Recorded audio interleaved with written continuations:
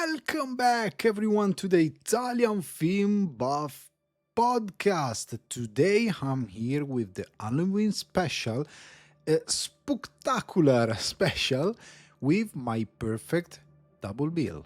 And I have my coffee as well. Avoca. It's not a brand. Avoca, if you're watching the video podcast, it's a place here in Dublin, and I love the coffee that they make. I love it. It's fine. I love it. It's almost done. It's almost done. But anyway, welcome back to the podcast. I have a special episode for you today, and I decided to talk about two horror movies that I love dearly, and in a way, they are my perfect double bill, for an Halloween night. I would absolutely love to have the amazing setup. Walk with me about this. So let's picture this. You are in your living room. You have your your blanket if it's cold where you live. You have a hot chocolate. You have mulled wine, whatever. You have your TV set ready, gigantic TV set. You have your headphones if you want to watch. Many times I watch movie with headphones. I don't know if you do that, but if I watch a movie by myself, that happen a lot, mostly with horrors, because my wife, she's too frightened of horror movies, so I gotta watch them by myself when I'm home. And I watch them with headphones. You're there, you have a pizza, you have popcorn. My wife taught me something that I think it's evil, but it's very delicious.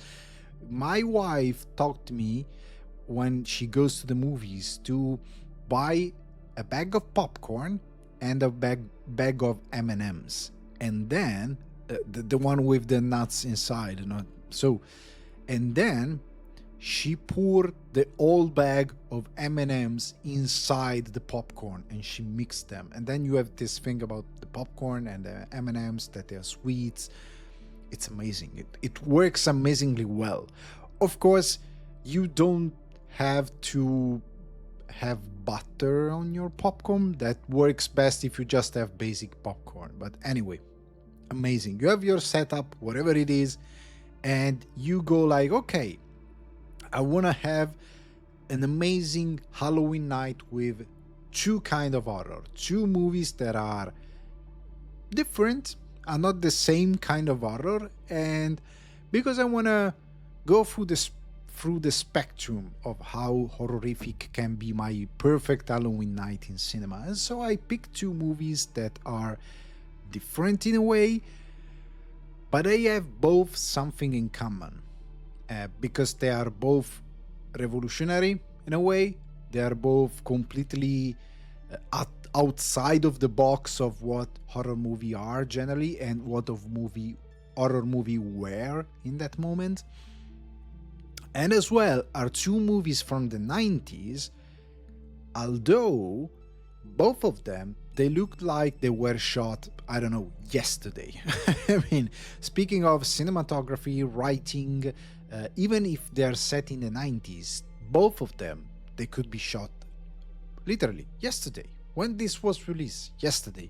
If nobody tells you, if you take someone that doesn't know anything about movies and you go like, oh, they released this movie, it takes place in the 90s and it's an horror movie, and you show them the movie, they have no clue who the actors are, yada yada yada. For them, it's like it's a movie shot today, yesterday, whatever. And because they are very good movies, they're so good as movies. And I want to suggest those two movies because, as I said before, I love them dearly. And I'm gonna discuss about those movies without spoilers, because I don't know, I know there are people out there that maybe they know those movies very well and they want to go a little bit deeper, but I want to discuss both movies without spoilers, just for people who never seen them and they want to watch them. And that's it. That's the whole thing. But anyway, I was about to say something else, but that, but I decided to that's enough. Anyway, the two movies are Scream, 1996, Wes Craven, and Fire Walk with Me by David Lynch, 1992. Two movies fundamentally very different. One is a slasher, and one it's a sort of noir, uh, psychological horror. Okay, but let's start from Scream, 1996. I believe out of the whole Scream saga, the first one is still unmatched. Probably my second favorite is the second one, Scream 2. It's probably the one that I love the most of the saga. And I'm gonna be honest here, I believe the first three Screams are amazing movies and they tell something very clever about the genre itself.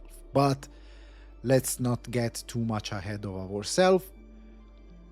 What does this movie is all about and why I believe it's a fantastic movie. First things first. Many of you would say why you haven't picked Halloween by John Carpenter. By the way, if you want to learn Italian, because sometimes that kind of stuff happen, I have a podcast about movies in Italian and it's called Sul divano di Ale, on Ale's couch, basically, the literary translation.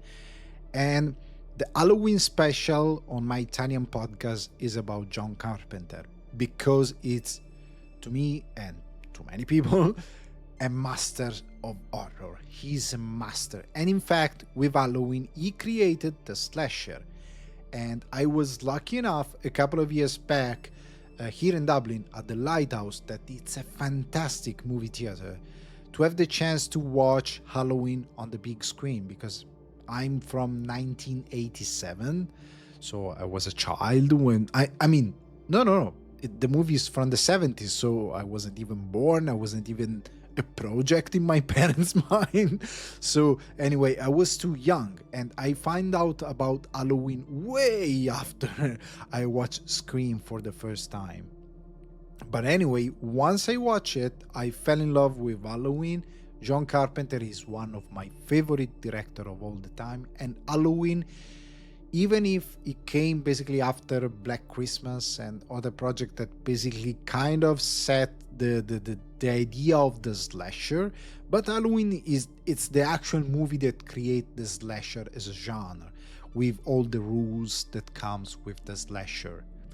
But even if it's a movie that I love, and if I rewatch it multiple times for Halloween as well, I decided not to pick Halloween because I believe that, well, Scream is my first love. Like, what's the movie that introduced you to the slasher genre? Scream. I watched it when I was a kid. Was the wrong choice. I mean, it was a bad parenting in a way. I mean, my father used to be a cinema lover. Used to be, I said, because for many reasons, personal reason, he dropped out of the idea of loving movies. He doesn't love anything anymore, basically. But I grew up with a father collecting movies and watching many movies, and I kind of took this thing from him, and I was very curious back then. It was even before Blockbuster. There was, in my town, there was a local shop that was renting movies, because I lived in a small town in Italy. And I don't know who's listening, if you are American, a small town in Italy is like 8,000 people. In the United States, a small town is like what in Italy is a city. But for Italy, a small town is like 4,000, 7,000, 8,000 people. It's a small town, even less.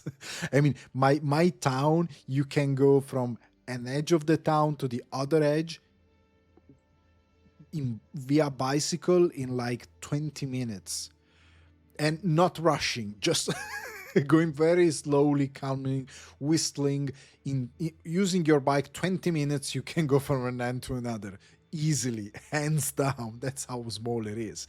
I mean, it's like Smallville from Superman. It's something like that, but the Italian version, basically. So there was this shop, and I was renting videos. It was like with my father, let's go to rent videos, and once I rented Scream because I was really into horror movies, and I fell in love with it. It was amazing. But everything that made Scream amazing went completely under my radar. The thing that I love about Scream was uh, the fact that it was a thriller, a slasher, because the slasher is first things first, a thriller as well. And Scream is, speaking of directing, the way Wes Craven directs the movie and the way it's written. Speaking of the basic level, so a slasher, a thriller with a killer, and what he's talking about the movie, what he's talking about, it's amazing. Then there are other layers that we're going to discuss here that makes the movie fantastic, but it's something else, okay? Everything that made Scream special in a more complex way went under my radar. But if you are that kind of audience that just want to see a very good slasher film, Scream is an amazing slasher. I mean, Wes Craven with his screenwriter, they managed to create a movie that basically, on a most elemental level, for once, it create one of the most iconic monster or mask or character in the history of the genre, Ghostface. Ghostface, it's amazing. The character is very simple. The concept is very simple. It's Ghostface. It's a ghost, all dressed in black with a face that is white, and it's a simple mask, but it's very terrifying. You catch up pretty fast that you need to run from Ghostface, and it's iconic as well. It's iconic Michael Myers or Freddy or Jason. It's very iconic, and in 1996 it wasn't easy to do that because the slasher was a well-established genre, and because what Scream did with the slasher, we're gonna talk about that, put that aside, but it was very difficult to do that. But they did that, and I think that the only movie after that that managed to create a monster that kind of stick with the popular culture, but it's too early to say, it's probably Terrifier. But Terrifier is basically not that good, artistically speaking, cinematography speaking, technically speaking, version of Halloween. It's basically Halloween, way more gorier, with a narrative not that interesting. It's and with a technique that it just make a lot of noise, made a lot of noise because it's very gory. That's it. That's the charm, and that's it. But and it's too soon to say, oh, Terrifying is a mask for Halloween. I mean, it's like something that will stay forever in cinema history. It's too early to say that. But anyway, they managed to do that with Scream. Second things, they managed to write a thriller that is a good thriller, and it's very clever because it's a sort of, in a way, it's connected to Firewalk with Me because it's a sort, it has the logic of Twin Peaks. So it's a small town. It's called Fisburu, if I remember correctly. It's Fisburu. I'm having a blank in my memories, but it should be Fisburu. It's a small town where everybody know each other, those kind of stuff. No secret, it's actually a secret. And the main character, Sydney, she has many secrets because she has a mother that basically nowhere to be found. It's a character that, like Diane in Twin Peaks, everybody talks about this character, but we'll never see it. But the legacy of this character, what she has done to the family, to the daughter, to the town, and to other people in the town was so impactful that it created trauma for everybody involved. And moreover, the idea of this thriller, it's also that in this small town where everybody know each other, even those small secrets, they create conflict, a huge conflict that will reverberate through the movie, and that in a way kind of kick off the whole Scream saga. And what I love about Scream, it's also, again, on a very basic level, on the first layer of the movie, it's also that they talk about, um, I don't know if anybody points that out. Maybe somebody must have pointed out, but in a way, it's very clever because it talks about as well uh, a moment of transition as a teenager, because in horror there is always sex. It's one of the two things that you gotta show in horror, that you can show in horror, because are the two things that we don't want to see: violence and blood, and the fact that we are made of flesh and bones and we are very fragile and we can be killed very easily. We don't want to see that. We don't want to have that immediate contact with death, the concept. We don't want to see that, of course.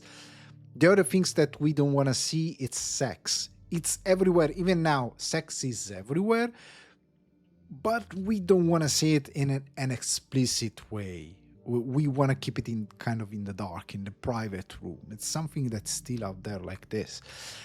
And it shows those things also because in horror they are very connected. Life and death, and sex, it's very much about life. And it's how life starts basically.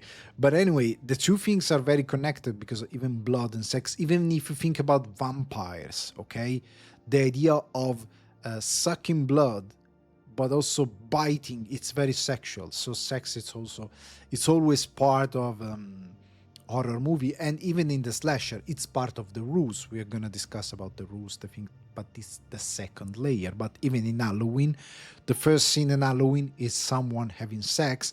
It's very kind of subtle because it's the 70s, but it's someone having sex and then getting killed.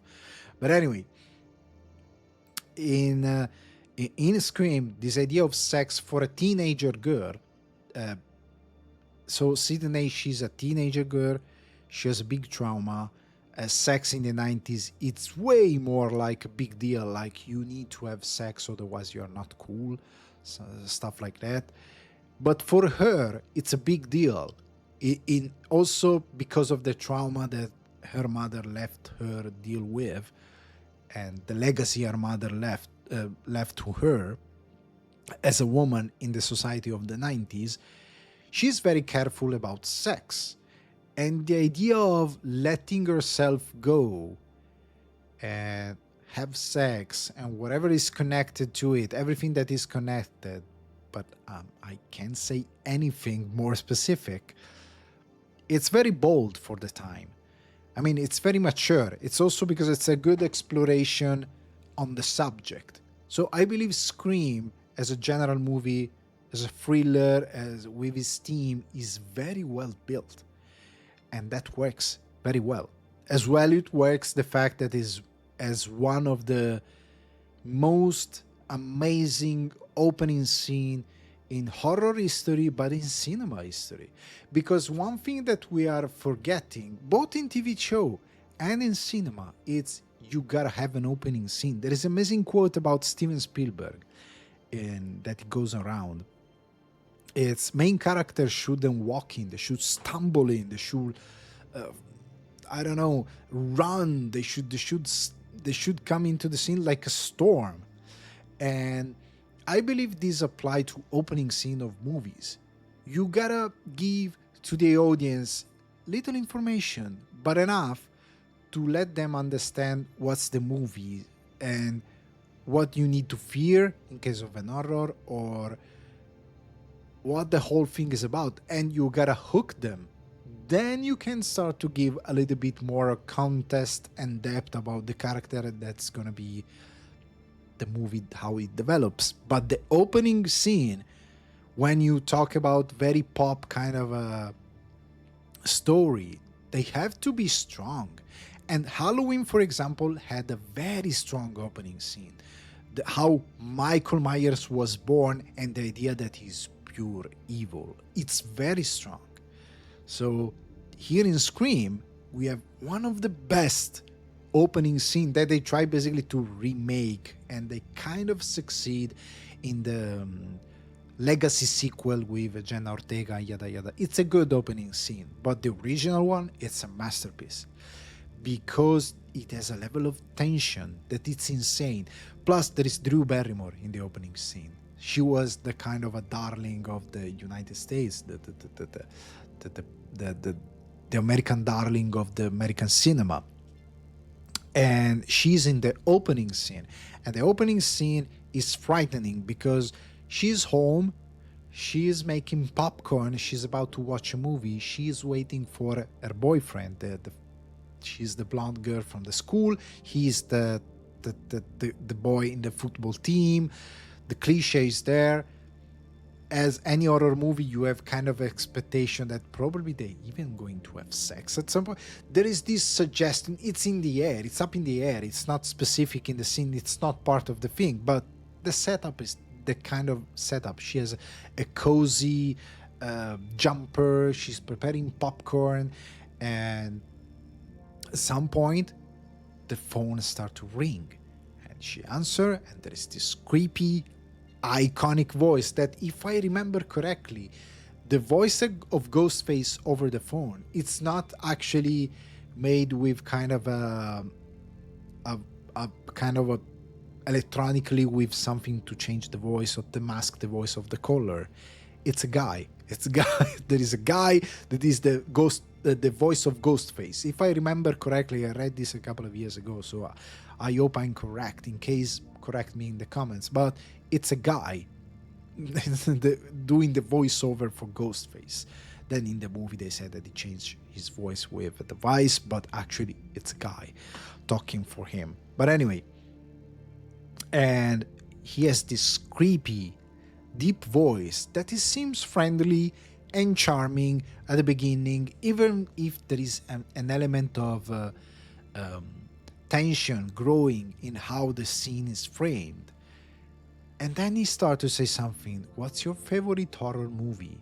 And he starts with this quiz, and then we're going to elaborate on that. And the things start to be creepy and creepier. And then when there is the reveal of Ghostface and there is the whole scene, the things that I love about that scene is also that it's very dramatic. It has an element of drama that is very powerful because it's not just about the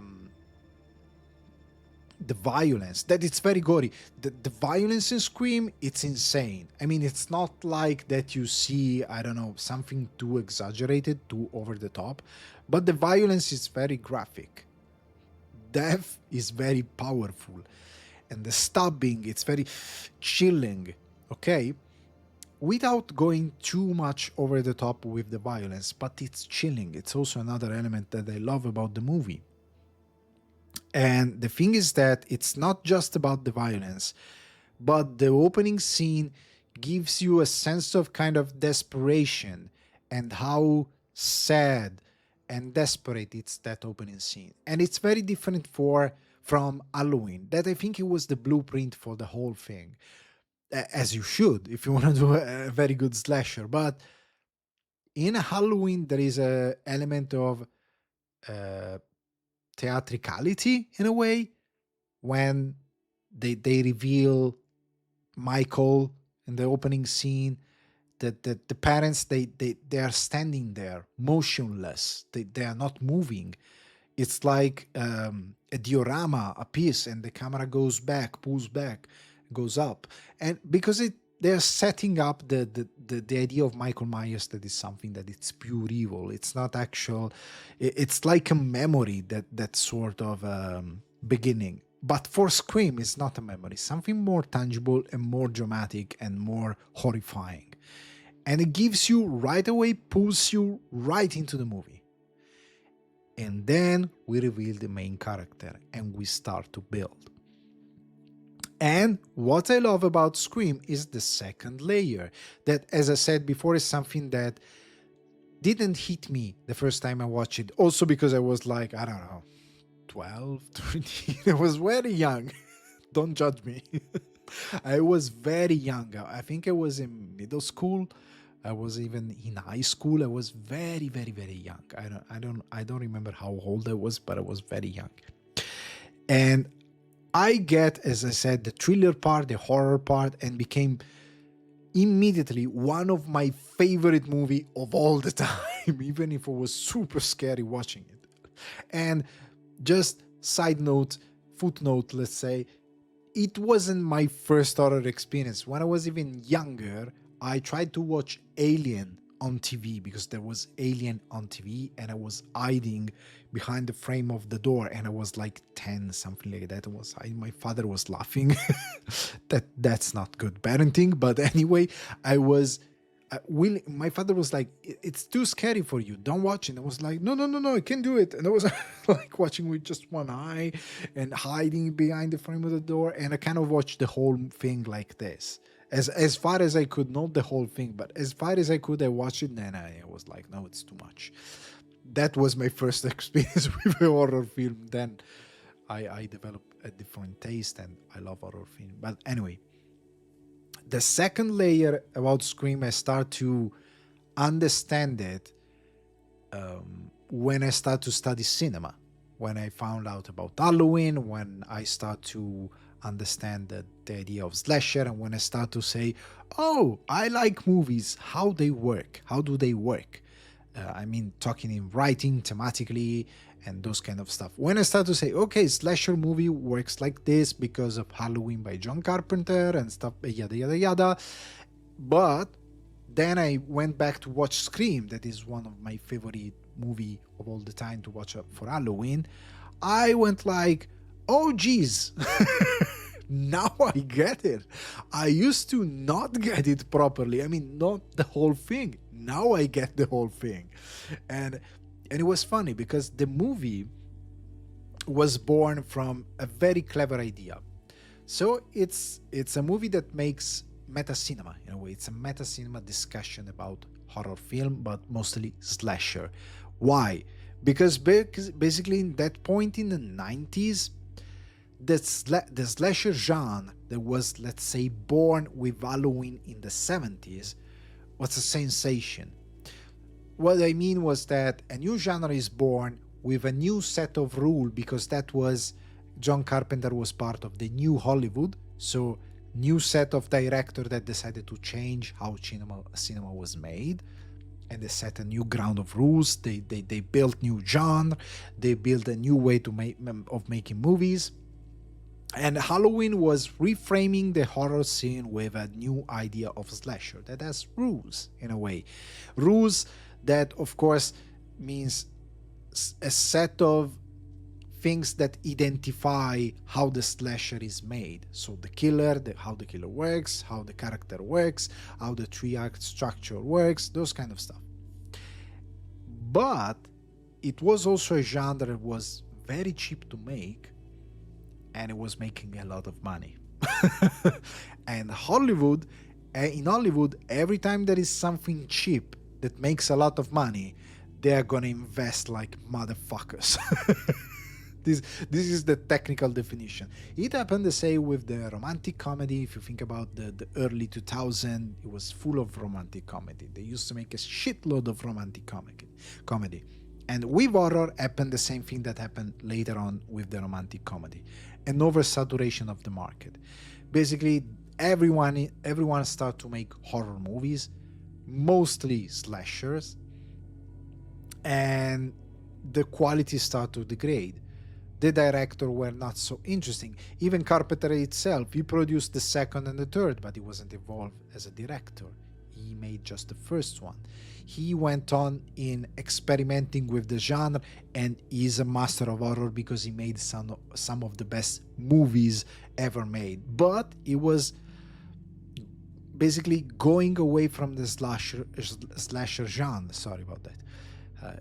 He took a distance, not because he didn't want to make those movies, but because he was interested in something else, and he wanted to navigate in other kind of water of horror, the different kind of horror. And he made some amazing experimentation, and he made some amazing movie.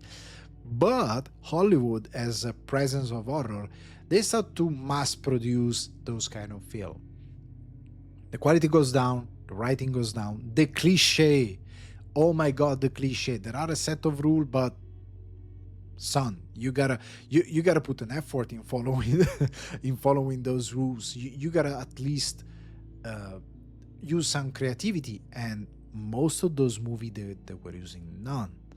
And what happened is that the audience get bored, cliche are cliche, and so people get bored even more, and people, even the general audience, he starts to get those movies. I mean, you don't need to study cinema to get some movies, even the romantic comedy. Everyone was getting the three act structure of the romantic comedy. I remember I had a friend. It was he's a dentist now.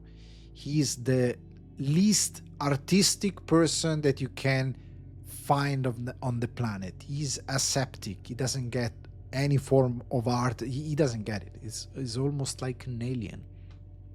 And in a way is artistically dumb. He doesn't get anything. But I remember we were watching a rom-com because we had girls in our group and we wanted to do something with them, and we watched a romantic comedy with them. And at some point it was, oh, this is the part where everything goes back, everything ends well.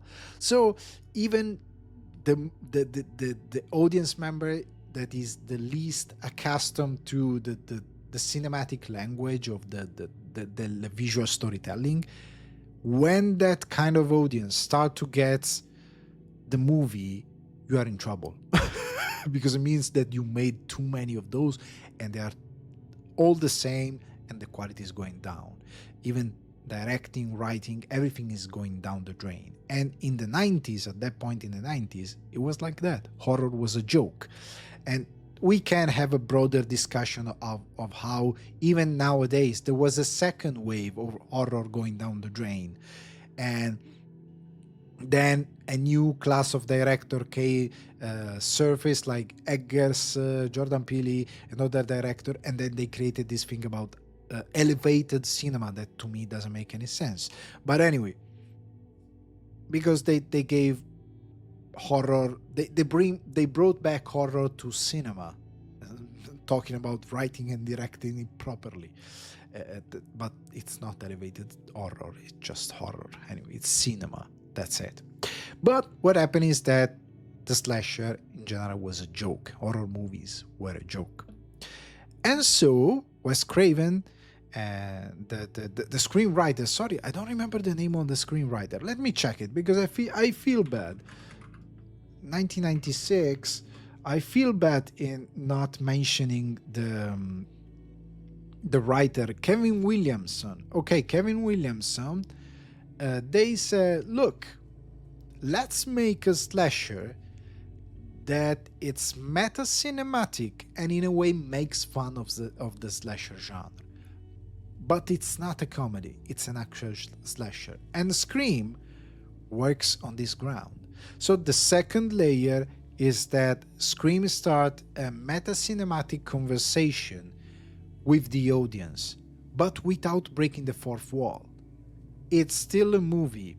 You still believe in the movie. You're still frightened by the idea of Ghostface. You're still scared. You care about the character. You are hooked to the narrative because you want to know who's the killer, why he's killing. Is he like Mike Myers? Is he immortal or whatever? But in all of this, you have Randy. And Randy is it's a friend of Sydney, and he's an horror enthusiast, and he loves horror movie. And at some point, he goes like, okay, everyone, shut up. We are in a horror movie. We are in a slasher, and there are a set of rules. For example, sex. Don't have sex, because who has sex dies. As I said before, Halloween starts with someone having sex and getting killed. It's one of the rules. Sex and being brutally killed, they go together very well in horror movies. Even in Jason, if I remember correctly, there is this shot at the beginning with it's a camping, and there are like the senior kid of the camping, there are teenager fucking under a porch or something like that, and then Jason starts to kill everyone. But anyway, there is this thing. This is one of the rule.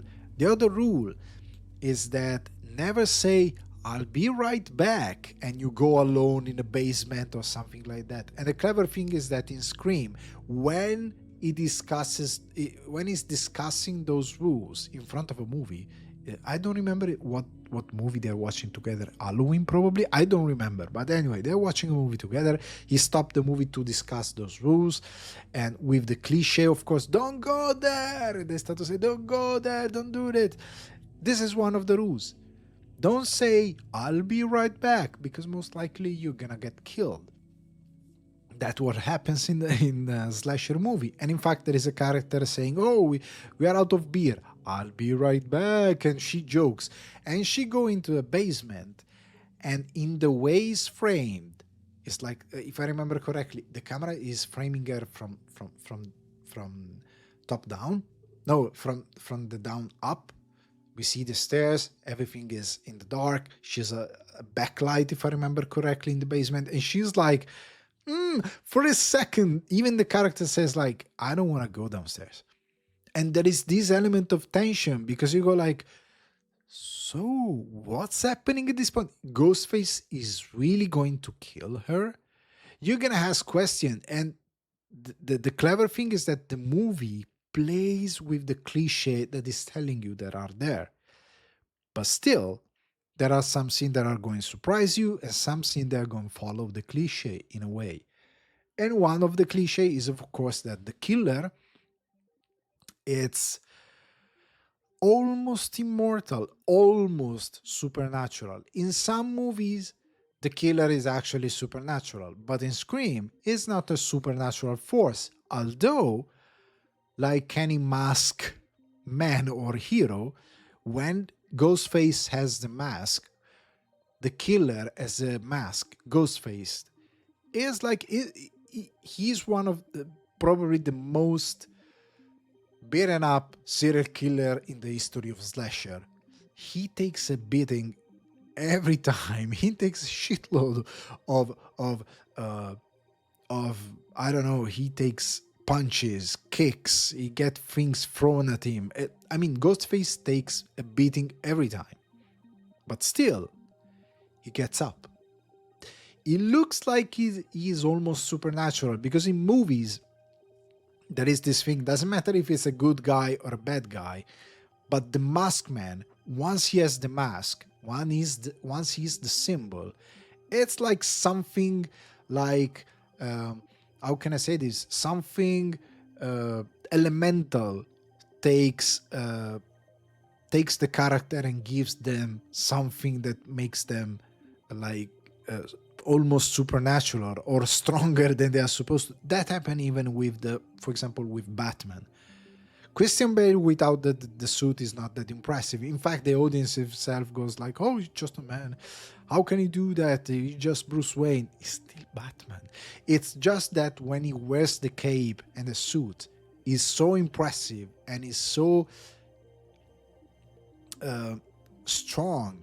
The appearances are so iconic and strong and gives you that element of not fear per se, but just is imposing, is dominating the scene, that you believe that character can do anything. The same thing goes with the horror genre and with the slasher.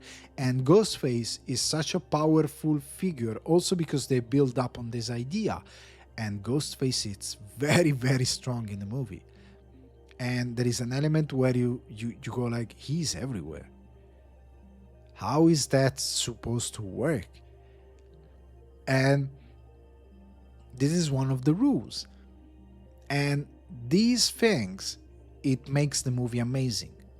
Because they made a slasher that it's not just very good, as I said before, as a thriller per se, as a slasher per se, but also making fun, exposing directly, and playing with the cliche and the rules of the genre. They managed to came up with some idea that makes this movie one of the greatest slasher ever made. Because it stopped to be a cliche. Because as I said before, some stuff are gonna be a cliche, some stuff are not going to be a cliche. The movie in a way is telling you, look, We are following this blueprint and we are building over this blueprint. But the movie has very clever ideas, so just follow it. Sometimes we are going to surprise you, sometimes we are going to follow the blueprint exactly as is planned. We are going to follow the cliche. But whatever it is the decision, in any case, Ghostface, Scream, it becomes more powerful in the heart and in the mind of the audience, because it's so well made and well developed that the character is managing to be always on top. Doesn't matter if it's a cliche or not, he's gonna look good doing whatever he's doing, because the build up of the scene, the directing is so well done and so clever that it works. And basically, in order to make fun of the genre, they create one of the most interesting horror mask monster ever. And it's amazing. And just as a side note, I love this movie. I believe it's the best in the saga. The first one is the best in the saga because it also has a great reveal at the end. It's one of the most interesting reveal. The way they manage Ghostface, the way it's written and directed, as I said before. But as I was anticipating, the second one and the third one, they bring on another level the meta cinema discussion, because in the second one the discussion goes on because there are many things that you can say about the genre. And in the second movie, they tackle something that Quentin Tarantino was bugged with all the time, because it was that period in time when Quentin Tarantino started to became famous. And the discussion was like, oh, aren't you ashamed that you have all this violence in movies? And it was just like, it's just entertainment. It's not serious. It's not real violence. It's not something that you should emulate. It's something that it's very over the top. You just I do it because it's funny, not because it's entertaining. And in Scream Part 2 or Scream 2, they discuss this because they are in university, they're studying as well cinema or drama, and first things first, the event of the first movie, they generate a movie. So there is a movie inside the movie, and the opening scene is at the movie theater watching Scream, or at least the movie version that is called Stab. And it's already a masterpiece just because of that. But then the thing is that they face this idea of movie inspiring crazy people, because there is a new killer in town, and the new killer is taking on the legacy of Ghostface. So the thing is that the event of horror movie inspire people. The event of the violence in movies inspire people to do violence. And the thing is that no. The answer that Wes Craven gives is that no. It's just the most damage that it can do a movie or a video game, for all the matter, is pretty similar. It's just to turn a crazy person into a more creative crazy person. Just can give them a little bit of the ideas of how to do what they want to do anyway. But it's not like they do whatever they do because of those movies or because of those games. They do it because they are nuts. Anyway, so this is the great conversation, and it's also an amazing excuse. It's also discussed that it's an amazing excuse. Like in Scream, there is an amazing take about the motivation of the serial killer, because in a way, the other cliche is why the killer is doing what he's doing. In some slasher, it's just John Carpenter create the perfect character because Michael Myers, he does it because he's pure evil. Dr. Loomis says no, he's pure evil. There is no motivation. There is no higher, motivation for killing. There is not a social excuse. That's the mistake that does I think Rob Zombie in his remakes, it gives Michael Myers too much room to have motivation and stuff like that. I don't like that. It's not that interesting. It's not that inspiring. It's nice when Michael Myers is just a force of evil. It's just evil. That's it. And because horror works in this way as well. But and they debate that because the killer in Scream, he tried to kind of justify in a way himself, but it's just a dumb excuse because he wants to hurt people. That's it. That's his thing. And it's a very clever thing. That discussion gets taken again in the second with a killer that is more kind of aware of its real motivation. And in the third one, it's more the cinema discussion. It's way more interesting because we go to Hollywood.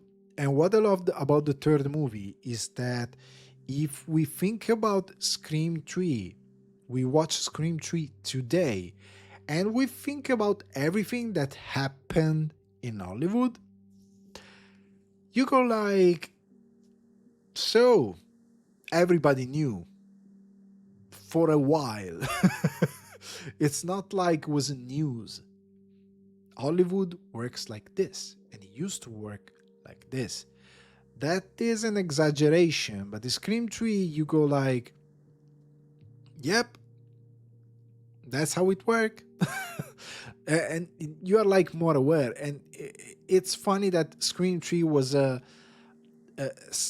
ring the alarm, sound the alarm for a very toxic behavior in the industry, and nobody intercepted that. But it's great. I mean, I think it's great as well. The third one, it's a great trilogy that discuss about movies. So I believe that for those reasons, Scream, it's a fantastic movie. It's one of the best slasher ever made. I really love it, and you should definitely watch it. Then, if you want to modify this idea of Halloween night, you can watch the trilogy, but I suggest you to watch the first one for this special double bill, and to go on with the second movie that I'm going to discuss later on. And the other movie that I'm discussing, it's nonetheless Twin Peaks Fire Walk With Me, 1992, David Lynch.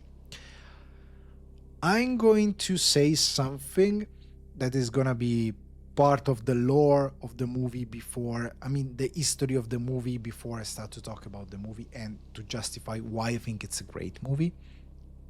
But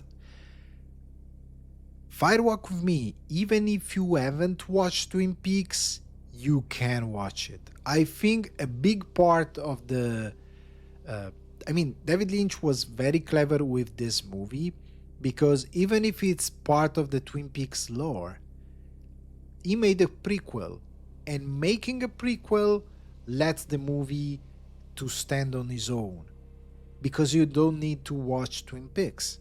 In the way it's written, the way it's produced, in the way it works narratively, since it's a prequel, you can watch it on its own. Doesn't matter. Also because it's very different from the TV show, because Lynch is completely free from the cage in a way that was the TV screen, because you could have not shown anything that he can show, that the way he can set up his storytelling for Fire Walk With Me. In television was impossible. Nowadays it can be done, could have been done today, but back then, and it's pretty strong even for the 90s, but even for today, because some team of Fire Walk With Me are very strong.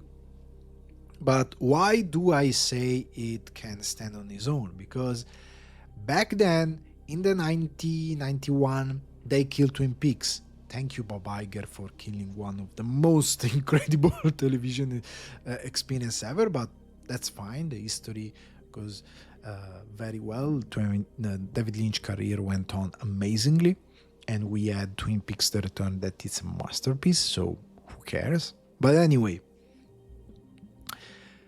back in the 90s, 1991, they forced David Lynch and Mark Frost to reveal Laura Palmer's killer, and they kill the TV show as well.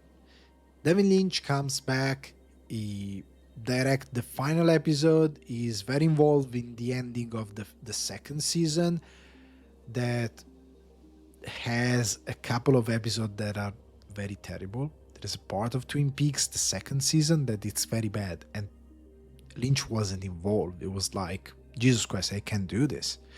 That doesn't make any sense, whatever we are doing here. But when he comes back, he gets more involved into the idea of the Black Lodge and Cooper case and Bob and those kind of stuff, and he builds a cliffhanger that it's one of the most amazing cliffhanger in television history. Although that doesn't save Twin Peaks. The Twin Peaks dies, goes off the air, the project goes up in the air. But Lynch, he wants to make a movie out of it. He wants to tell a story. And everyone is expecting a sequel. So the huge crowd from TV, that of course many of those people, because Twin Peaks was massive. It's not like it was a global phenomenon. And whoever was watching TV was watching Twin Peaks, but that big pool of people wasn't watching David Lynch in movie theater. That's the thing. But that big pool of people, when they heard about Fire Walk with Me, they thought like, oh, this is a sequel. Because there was no internet, there was not that huge circulation of information like nowadays. Nowadays would be like, oh no, it's a prequel. Back then everybody was like, it's a sequel. It's going to continue the story. We're gonna have whatever it's happening after the cliffhanger. Instead, we have a prequel. We have the last 7 days of the life of Laura Palmer before she gets killed, and we see how she dies. People go to the theater, they see a David Lynch movie, not the television version of Twin Peaks, that it's a great TV show. The first season, it's a masterpiece. It's a great TV show. Part of the second season are wonderful, okay? But it's still something that you can air on TV in the 90s. In cinema, David Lynch can do whatever he likes. He has done before Blue Velvet. He has done Wild at Heart. He has just won the Palme d'Or for Wild at Heart. So, but the general audience that watch Twin Peaks on TV is not prepared for Fire Walk with Me. That it's a way darker and in a way horrific version of Twin Peaks. And the movie is so clever because, well, it's a prequel, so even if you haven't watched Twin Peaks, you can get the movie.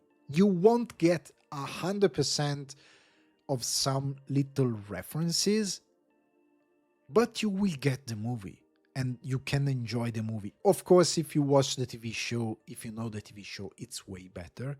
But Fire Walk with Me can stand on his own as a movie. And the thing is that in order to do that, David Lynch is very clever. Let me check, because he hasn't written the movie by himself. Fire Walk with Me was written that, now I'm gonna tell you something. There is a Criterion collection out, a new Criterion collection out that I want to buy, made, of course, before he passed, with the approval of David Lynch. It's a 4K restoration. It's an amazing edition. I totally want to buy it.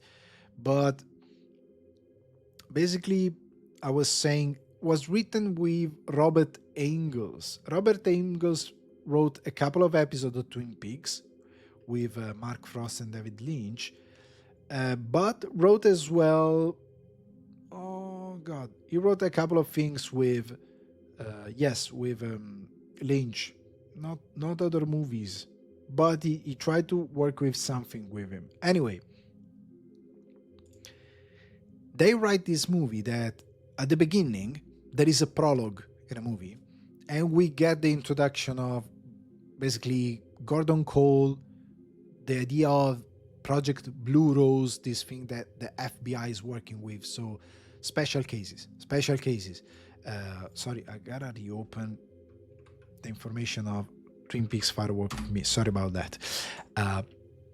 So basically, special cases, weird cases. A blue rose is something that doesn't exist in nature, so it's something of an anomaly.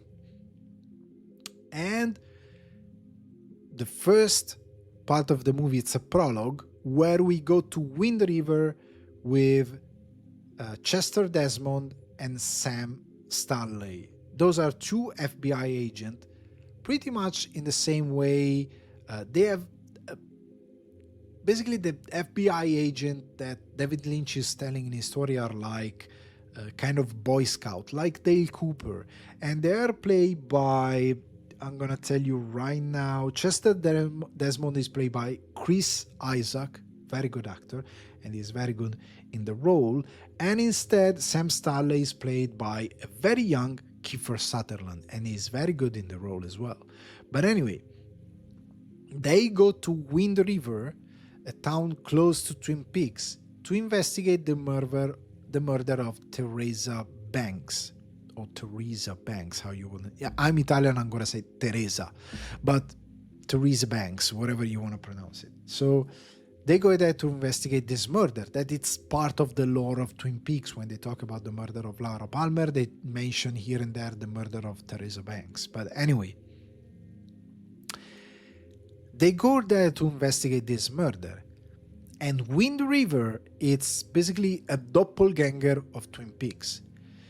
Because as welcoming, nice, as peaceful are the people in Twin Peaks, and the town itself is so welcoming. It has some shades, but the characters are all over the top in a nice way. And everything is amazingly welcoming and charming. Wind River is the opposite. Wind River seems like it has been corrupted by evil. The sheriff is an asshole. They stop in a diner. The people in the diner are terrible. They are horrible with them. And the only probably nice character is the one played by Harry Dean Stanton, that he basically has this trailer park. And we have this first introduction, the prologue that gives us everything we need to know about the world of Firewalk with Me of Twin Peaks. So the FBI, Gordon Cole, Blue Rose, those information. But as well, it's a short part because those two agents, they disappear. And then we start to go down the rabbit hole because we start to follow the last 7 days of Laura Palmer's life. So, and it's amazing because Laura Palmer, she basically a presence in Twin Peaks. In the whole Twin Peaks, yes, she's here and there, but she's there in dreams. She is there in a couple of video that they recovered, the famous video where with Donna they dance around. But she's a sort of a presence. She's a memory. But here, she's the main character. And we follow her. And we follow a girl that basically becomes a martyr. Because the whole thing, it's harder to watch. Not because it's bad, but because it's very cruel towards Laura Palmer. We see a girl that has good in her heart. She's a good girl. She's a nice, loving person. Although she has been corrupted and chased by this evil presence that it's destroying her psychologically, dominating her mentally, till the very bitter end, where the only thing that she can do is die and being killed. And it's very sad. It's not just horrific and scary, but it's very sad, because in the end, we understand that the only thing that she can do is to die, because otherwise this thing is never going to stop. A loving, caring girl was destroyed by this thing. And there are scenes. I'm not gonna spoil anything as I said before, but there are a couple of scenes that are very hard to watch. And getting this close to Laura Palmer, you can understand how heavy on her psychological how heavy on her on a psychological level are some stuff. Some stuff you can't be, you are horrified as audience, but you are horrified as well, because when she screams in terror and pain, it's because she's been tortured by this presence in a very mean and horrific way. And it's not physical violence. It's not just physical violence. It's something that it's a behavior. It's a way of torturing her that goes way beyond that. You can see a happy ending for this girl. Doesn't matter that you know that she's dead. The other thing is that you know that Laura Palmer dies, but anyway, you go through the movie because the movie is very compelling. And it's horrifying what happens to her. And the thing is that it's a rabbit hole as well, because in this movie, David Lynch, he can show whatever he likes, and he can focus way more on the Black Lodge, on the character that comes out of the Black Lodge, and the convenience store, those kind of lore things that in the TV show he could approach just briefly. But he goes deep into this narrative and this myth and legend that he created, and this sort of godlike figures, because nothing it's there are horror, there are human horror, but this is all about something that is beyond. This is evil. This is pure evil. In a way, he embraced what Carpenter does with horror. This is not something that you can explain in a logical way, in a logical sense. Those are like of gods, evil gods playing with human beings. That's all you can say. There are forces of good that, in the way David Lynch writes and tells his story, the forces of good are always human. The human being has something inside that it's good, and that he push people to act as a force of good, but it's very fragile. Evil instead is very strong. It's like an everlasting battle, and it's very difficult to defeat, and it's very motivated in do whatever it's doing, and it's very resourceful, and it hides in people as well, but it's something that it has no greater motivation. In a way, there is a quote that I like to share every time in my Italian podcast when I talk about horror, this sort of interpretation of horror. But there's a quote included in Alan Wake. It's a video game that takes heavy inspiration with the work of David Lynch and mostly Twin Peaks. But there is a quote. This is the beginning of the game. It goes like, Stephen King once wrote that nightmares exist outside of logic, and there's little fun to be had in explanation. They are antithetical to the poetry of fear. In horror story, the victim keep asking why, but there can be no explanation, and there shouldn't be. The unanswered mystery is what stays with us the longest, and is what we'll remember in the end. My name is Alan Wake, I'm a writer. And this is amazing, because to me, it's the best form of horror. Horror is something kind of magical. I don't want something logical in horror. I think Sometimes in those elevated horror movie, they tend to find something that it's more like logical. Sometimes it connects to feeling, to what we have inside.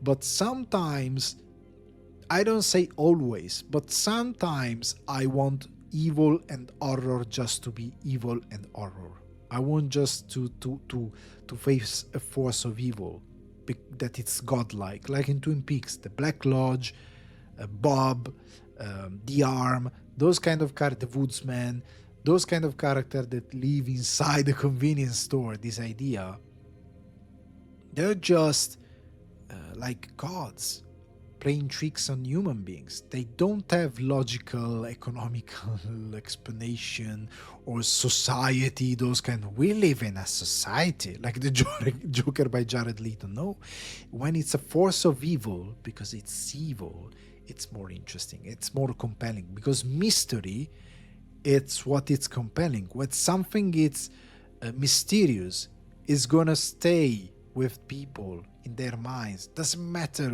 if the possible answer, the idea that is mysterious, it what makes it magical and interesting. So a part of mystery has to be there. And in Firewalk with Me, there is a part of mystery that it's huge, because following the last 7 days of Laura Palmer's life, we go down this rabbit hole, and little by little, the story, it's like a sort of uh, a Lynch version of the logic of Lovecraft. The more we go deep into the story, the more the reality as we know it starts to fade. Not because it's fading for everyone, but because it's infecting the story. And so the tale of Laura Palmer starts to be more crazy and crazier. And psychologically, it's very interesting as a horror, because it's very scary. Because the things that I love is that there are no actual monsters, let's say. It's not like there is Cthulhu or something that is gonna rip you in half. But the suggestion of the horror, it's way more charming, because it's something that you fear at the very let's say ancestral level. It's you in a cave with a stick, watch, watching the dark. Sorry, there was somebody banging. I keep banging. Watching the dark. Sorry, it's Bob. It's coming for me. In the dark, you don't know what it is. You are too ignorant to understand what's hiding in the dark. But the the hair behind your neck, they're standing, and you are fueled with adrenaline and fear, and you're squeezing your stick, and you're just afraid, and you're tense, and you just don't know what's in the dark, but you know it's watching you, and you're scared. And doesn't matter the explanation you can give, it's never going to be as interesting as that level of fear. And this is how this works. And there are a couple of scenes that are fantastic. The whole thing is fantastic. I mean, there are elements where, for example, again, no spoilers, but I think this movie, it has one of the most frightening scenes that I have seen in a movie. And again, as no monsters or whatever. But David Lynch with a shot of a painting. If you've never seen this movie, the moment you see a painting, it's gonna come for you. You're gonna be super frightened about this. The scene of the painting, it's chilling. I've never seen Firewalk with Me in a movie theater, unfortunately. It's one of those movies that I'd like to watch in a movie theater, but as soon as it comes back in a theater, maybe with the restoration, whatever, I'm going to watch it, and I'm going to shit my pants watching the painting scene. It's super chilling and scary with nothing. There is nothing to elaborate, but the way the scene is built and the idea behind how this shot goes on is so well built, and there is so much anticipation and mystery and the suggestion of something scary, that then there is something actually scary, that it's incredible. And David Lynch is a master of this. Even in the TV show, a couple of shots are very scary. And there is nothing that you should be scary about, but there is the suggestion, the way just is framed. You have this idea that something can come and get you everywhere, from any corner it can come and get you. And it's fantastic. And there are some other scenes, like for example, there is the whole scene with David Bowie playing Jeffries. Oh Jesus, how is it called? I'm having a completely a moment of blank. Philip Jeffries. Okay, I managed to remember the exact moment when I found the cast. Philip Jeffries, played by David Bowie. It's fantastic. It's an amazing character. It's a sequence of, I don't know, 4 or 5 minutes where there is Dale Cooper as well, and there is David Lynch as well playing Gordon Cole, and the whole scene, the whole sequence is extraordinary. It's extraordinary. It's weird. It's terrifying. It's everything you love about Twin Peaks. That level of weird and mystical. And I love it. The movie, it's insane. And you go insane with the movie. And it was fantastic. And I believe it's a fantastic movie. And back then, of course, it was a flop. As I said before, people went to the movie theater expecting something completely different. Went to the movie theater expecting Twin Peaks, the Twin Peaks that they saw on TV. But this was 100% David Lynch Twin Peaks. They went to a movie theater to experience something that they were not prepared for. Because I believe that David Lynch was right on something. David Lynch, through his career, was criticized multiple times for Blue Velvet. Blue Velvet was criticized because, for example, in Italy we have the director of the Venice Film Festival that back then was he went nuts because he thought the movie was outrageous because there was Isabella Rossellini and she was the daughter of Rossellini and Bergman, Ingrid Bergman, and it was a shame to see the daughter of Rossellini and Bergman being treated that way on screen. And he was very worked up about the movie, and people got upset even with Wild at Heart because it was too violent, and they thought that the violence was completely misplaced, and the villains are too cruel and violent. Even if, for example, in Wild at Heart, it's the villain in Wild at Heart, played by the amazing Willem Dafoe. It's way different from the villain played by Hooper, excuse me, not Hopper, Hooper, Tob Hooper, not Tob Hooper, another lapse. Oh, Blue Velvet, I can, Blue Velvet cast, Dennis Hopper, he was good. Sorry, I watched this movie like 12 times and I don't remember Dennis Hopper. Shame on me. Anyway, the villain in Blue Velvet, Frank Booth, and Willem Dafoe in Wild at Heart, and Mystery Man, because I don't want to spoil anything, in Fire Walk with Me, they are fundamentally different, even if are the same. Because Willem Dafoe is not actually violent per se. It has the suggestion of violence. There is that moment with Laura Dern and he's whispering in her ears.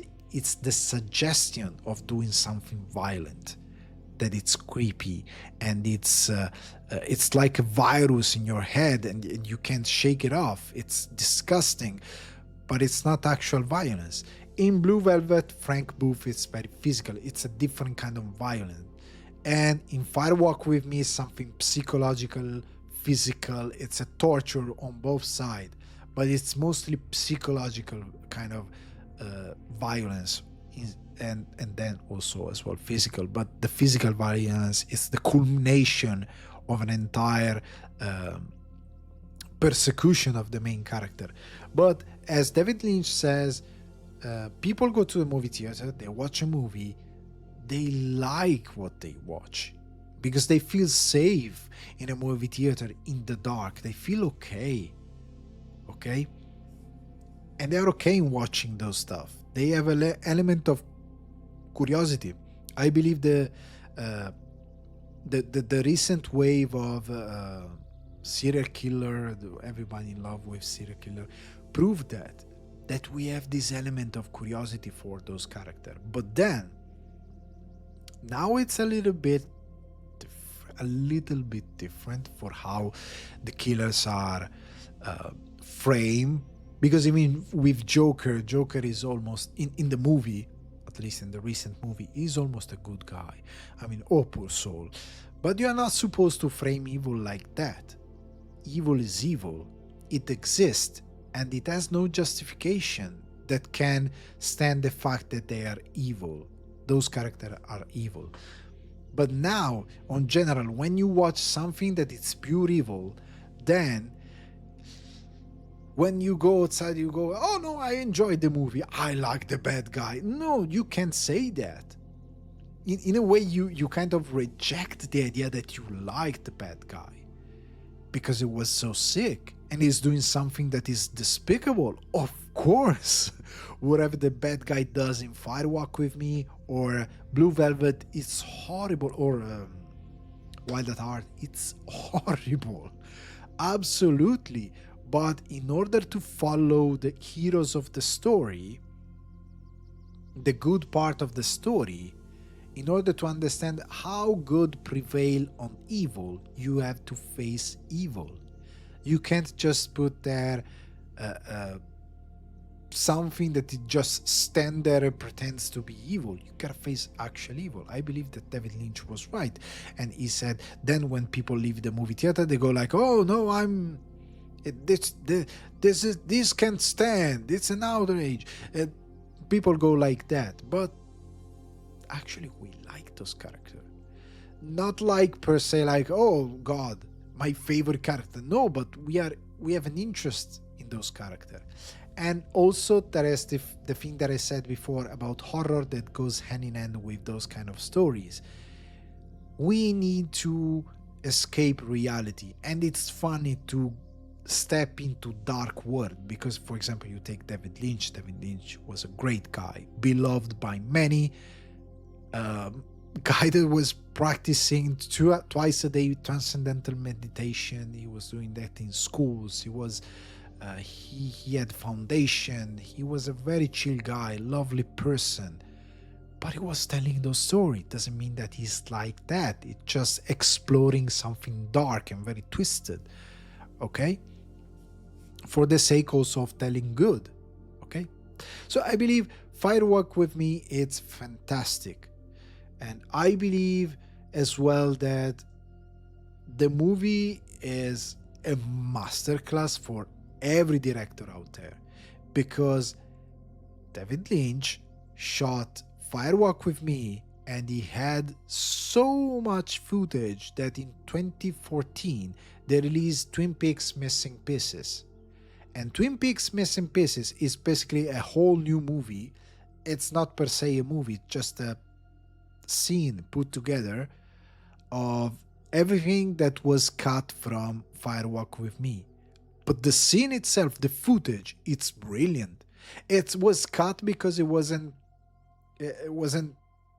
too much for the actual movie. Not too much because they're too violent or whatever, but because you gotta cut something. You gotta in the technical, let's say technical term is you gotta kill your baby. I mean, you gotta sacrifice even a scene that you love that much. And there is a scene with David Bowie that is hilarious and terrifying at the same time, and it's an amazing scene. I think it's on YouTube as well. It has the level of quirky comedy that David Lynch has, and at the same time that level of terror and kind of fantastic fantasy horror that he brings in those tales. it has both elements. It's fantastic. But anyway, the thing is that he shot so much material that there is a whole movie out there, and it's amazing. If you see nowadays director, sometimes they spend an insane amount of money, because also David Lynch, he managed to stay in the budget. He did that on television with Twin Peaks. He does that every time, even with The Return. There are hours and hours of footage. Some of them are great, but cut from the 18 hours TV show that he made. But he shot for hours, and he stays in the budget, and it's fantastic what he shots. Instead, nowadays we have director that shot for barely the minimum they need to make the movies, and many times they have reshoot, and they spend an insane amount of money. So it's also a masterclass of how you manage an horror, how you manage tension, how you manage mystery, how you frame horror. And it's an amazing movie of how a director should be. Because a director, when he comes on set, okay, it's a creative mind, but he has to work fast, he has to work on his feet, and he has to be brilliant. On set, he has to be the one that has always solution for everything. And even if you watch the behind the scene of Twin Peaks The Return, even if it was in his 70s, David Lynch was putting in on practical effect, he was doing everything. He was present, omnipresent everywhere. He was on set with the actors. And so it's fantastic. But anyway, it's an amazing movie. I believe Fire Walk With Me, it's one of my favorite horror films of all the time. It's fantastic. I believe you should watch it. Doesn't matter if you watch Twin Peaks or no. Maybe you will get interest in Twin Peaks. And I believe it's one of the greatest horror film ever made. Every time people talk about, I don't know, Rosemary's Baby, they talk about Halloween, they talk about Shining. To me, to me, to me, it's very personal. I know that there are people that lose their mind when they say stuff like this, but it's my personal thing. To me, Fire Walk With Me is what Shining is to many other people. Because in a way, I agree with the fact that Kubrick didn't get horror at 100%. David Lynch got horror. He knows what horror is all about. He knows what mystery and frightening experience are all about. Kubrick, not that much. Don't be mad at me.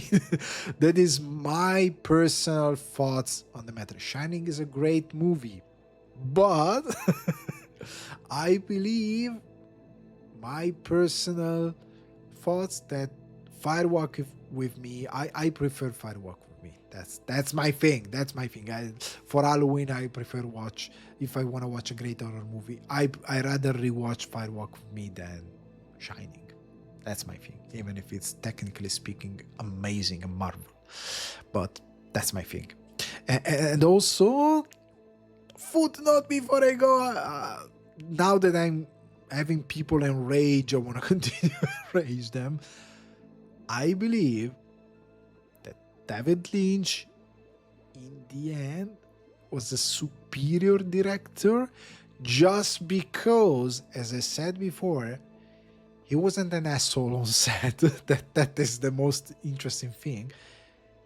He knew what he wanted to do, and he didn't need to alienate everybody around him in order to make an amazing shot or to shoot an amazing scene. And to me, that marks a great director. Because if you can achieve greatness and great artistic endeavor through kindness and with brilliance and without alienating people and without forcing actor to shot the same shot 200,000 times, that means you are a better director. This is something that many people once think. But I am not in love with director like Fincher that, oh, you're gonna shoot this scene 200 times because I want it perfect. If you need to reshoot the scene so many times, means that you as a director are failing in give the good direction to your character, to your cast members, and that's on you. It's not perfection, it's that you can get what you want from your actor pronto. So now that everybody's pissed off, I can wrap this up and enjoy Halloween, have fun, watch Scream, watch Firewalk with me. Don't get too mad at me. It's my thing. It's how I think about filmmaking. And see you next time. Share the podcast, vote the podcast, interact in the comment if you feel like, with dignity and respect, also according to what I just said. But happy Halloween. Bye. Ciao, ciao.